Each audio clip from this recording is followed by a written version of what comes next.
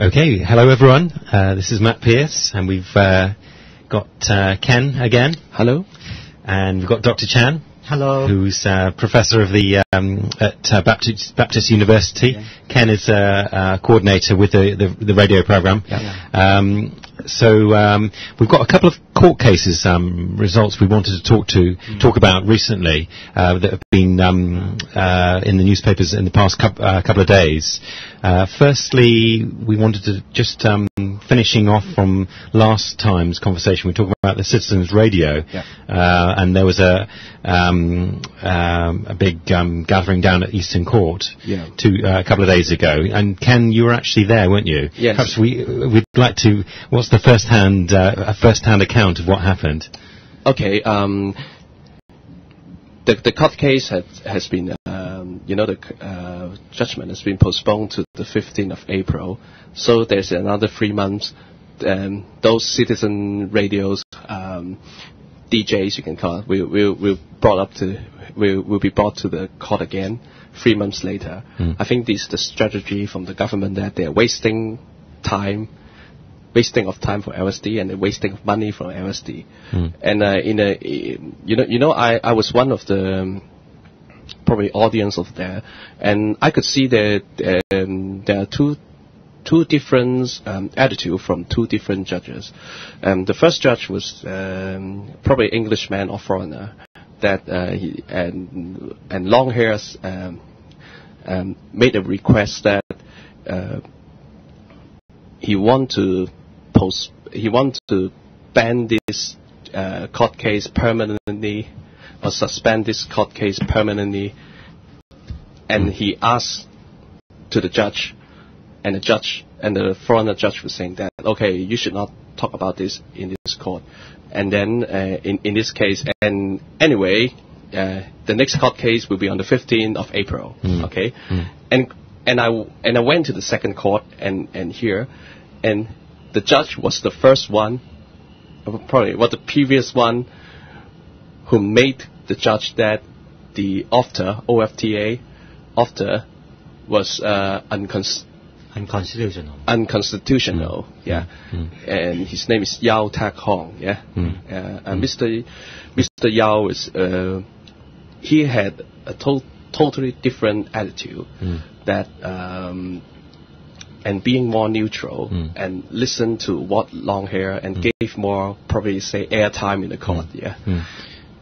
I heard it was a big turnout. There was a lot of activists who went down on the day, and it was a pretty full courtroom. Is that right? Around 100, and we had to stand in the court. There was that many. What was the atmosphere like with 100 activists standing in the courtroom? Is of course silent. I mean, the magistrate. He must have been a bit. Not in your way, Spider-Man climbing. But the magistrate must have been a bit intimidated by having that many activists in the courtroom. Yeah, I mean, especially for the first court time in 9:30 in the morning. The courtroom was full of people, and after they say the judge said 15th of April. And all the people, woo, boo. Is that right? Is it like that? They stood up and walked away to the next court. Yeah. Okay. and I could see the facial expression from the judge. He was quite surprised, maybe in the Eastern Court, for the normal criminal case. Sure. Yeah. I heard that. I read in the English newspaper that the magistrate offered Zito War a seat. Was very polite and respectful towards him. Is that right? That's the way but I mean, I did notice. I looked at the Chinese newspapers and the English newspapers, and it was they reported on it in a quite different way actually. And it's interesting that the English newspapers are highlighting this particular case and the Citizens Radio in a bigger way than the Chinese newspapers. Actually, it's almost like the Chinese newspapers are waiting for the big result at the end. But the English newspapers are actually highlighting it. And actually, between the lines, are actually supporting the radio activists.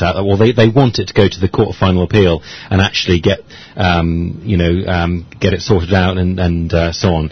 The issue. But why is that? Why do you think the English newspapers are perhaps highlighting it in a bigger way than the Chinese? I think it's the value judgment. I think the English newspaper, they based on the Western value that they think this was a very successful movement. Yeah, that many lawmakers and about 40 defendant was standing over there, and and I think the Chinese newspaper, the Chinese culture, they more care on the results, and also it's also about the market, isn't it? Because I don't think not many Hong Kong people do care about citizen radio. Yeah, because the English newspaper, for example, it was quoting Longhair, who I think gave a bit of a speech for 5 minutes, and it was like saying Longhair was kind of explaining why it was good, and the very fact that the English newspaper was actually quoting him, saying, explaining why it was a good thing for society and so on, and encouraging the judiciary to think about it. It is an example of how a newspaper can support an idea kind of between the lines, if you like. But it's interesting that it's kind of different with the Chinese media. I think that is pretty obvious. This is about the Western emphasis of values, which is quite different from the Chinese ones. But actually in Hong Kong, you can be pretty sure that if the press are really allowed full freedom without any hidden censorship, probably they will support this case too, because it's so obvious that the freedom of speech is so vital, so crucial for Hong Kong, not only in terms of values, but in terms of Hong Kong's competitiveness, Hong Kong's international image, everything. So everything that actually hinges on this. Now that we don't have full political freedom, we got to at least have the freedom of speech guaranteed, right, in a constitutional way. Now this citizen radio case is a kind of blatant, ugly, and very crafty manipulation and undermining of the freedom of speech. A fundamental human right, which is scandalous for the government to do so. Yeah, sure. All right. Well, we talked quite a bit about the Citizens Radio in the previous program, and I'm sure that we are going to follow that case, aren't we? So what's your opinion about, for example, like freedom of speech and those, the tactics used by the... He must support it, otherwise he won't be here. Right? Yeah, absolutely. I mean, it goes without saying, to be honest, where my views are on it, and why, fundamentally why it's important to be, have radio stations on both normal radio and also internet.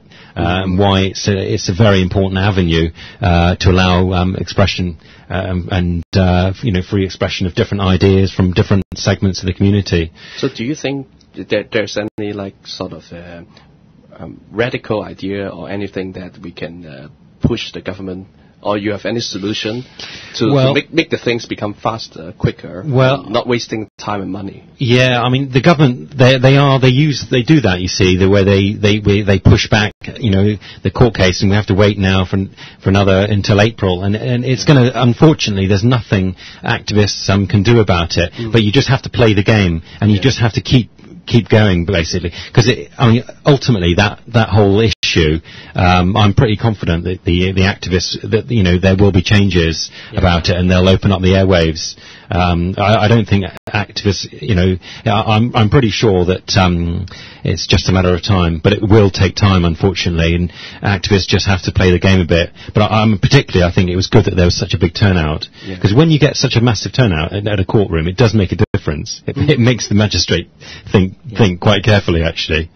So how about you? I mean, in your own experience, you were the one standing, lonely in the courtroom. Yeah, that's right. For your Spider-Man. Yeah, I've been to court on my own quite a few times, actually. Nobody came and support you? Well, no, actually, when for one of them they did, actually. I kind of contacted people and mobilised, and there was a big turnout for a couple of them.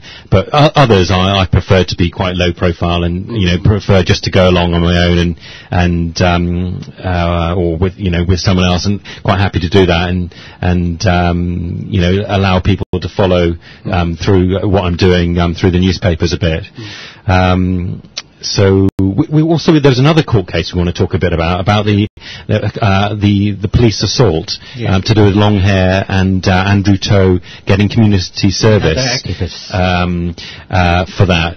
I mean, what do you think about that, Dr. Chan? I must relay some basic facts. This is a very odious, very, very bad example. That the judiciary is doing such kind of thing. Oh, no, not exactly the judiciary, it's the police. Because actually they are in peaceful demonstration, but then the police in a sense actually use this pretext, right?